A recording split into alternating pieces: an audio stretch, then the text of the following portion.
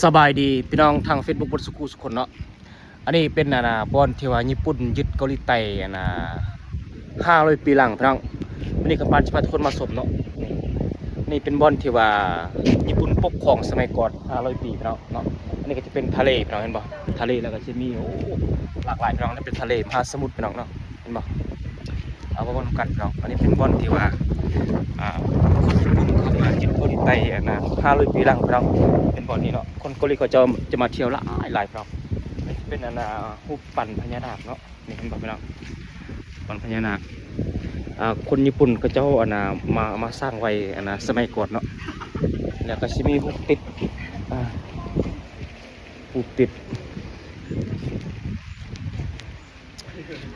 มาเบิ่งนำกันพี่น้องโอเคแค่นั้นนี่พี่น้องอันนี้เป็นรูปก็เจ้าเก็บภาพไว้สมัยสมัยก่อนเนาะเห็นบ่เนี่ยเขาจะติดไว้อันนี้เป็นคนญี่ปุ่นพี่น้องนี่คนญี่ปุ่นเนาะที่ชมพี่น้องเขาเจ้าติดเขาเจ้ามีภาพเก็บสมัยก่อนพี่น้องนี่เห็นเบิ่งปีพี่น้องเห็นบ่ปี1960มันจะเป็นปีที่เขาเจ้าเริ่มเก็บภาพได้เนาะช่วงหลังนี้ลุ่มจากนี้หันคือสิบ่มีกองถ่ายมาจับเนาะอันนี้ก็จะเป็นปีที่ว่าเขาเจ้าสามารถจับภาพได้เนาะสมัยก่อนเนาะที่ว่าเขาเจ้าดำรงชีวิตอยู่เขตนี้พี่น้องเนาะโธ่ฝนตกพี่น้องมื้อนี้นะคนนี้เขาเจ้ามาลายพี่น้องที่ชมอันนี้จะเป็นทะเลพี่น้องเห็นปะเป็นทะเลพี่น้องสุดหูสุดตาเลยพี่น้องอันนี้เป็นเขตปกครองของญี่ปุ่นสมัยก่อนมายึดเกาหลีใต้พี่น้องเขตนี้เนาะทางด้านก็จะเป็นบอนเรือผ่านไปทางอเมริกาพี่น้องเนาะเรือผ่านเรือใหญ่ที่ว่าเอาสินค้าผ่านบอนนี้เนาะบอกสองว่างพี่น้องเป็นสองว่างเลยสุดหูสุดตาพี่น้องทะเลเนาะมหาสมุทรเนาะ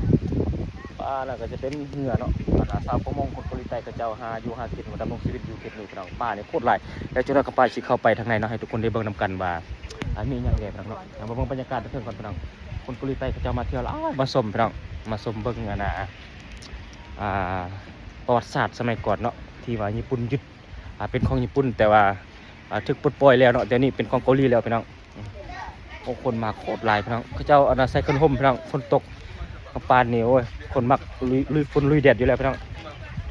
โอ้ยพญานาคคนญี่ปุ่นปั้นนี่เป็นจังสีเนาะนี่พญานาคมีมีเงี้ยงพี่น้องเคยเห็นอยู่นี่แหละมันคือพญานาคบ้านเฮาพี่น้องได้เห็นบ่พี่น้องสุดยอดเลยพี่น้องงามมิลีพี่น้องฝนตกแข่งฝนเลยพี่น้องมื้อนี้นะนี่เอาภาพบรรยากาศสำเนียงมาฝากพี่น้องเนาะมวลอีลีพี่น้องเอ้ย